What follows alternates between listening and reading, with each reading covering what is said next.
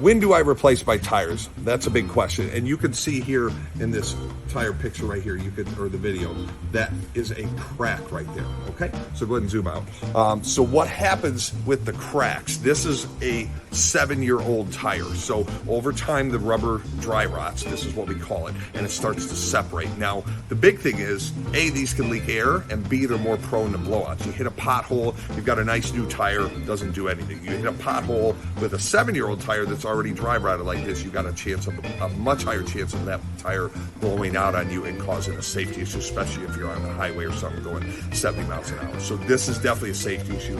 Recommend immediate replacement. The normal replacement is about every 5 years. So if you got a 2016 right now, you're going to want to start looking at replacement if you have not replaced those tires, just from an age standpoint.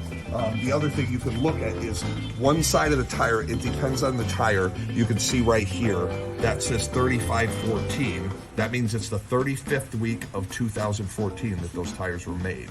So you know that's a 7-year-old tire right now. Sometimes that's in the outside of the tire, sometimes the inside. You might not always have a good view of that age there. The other thing for replacement, of course, tread.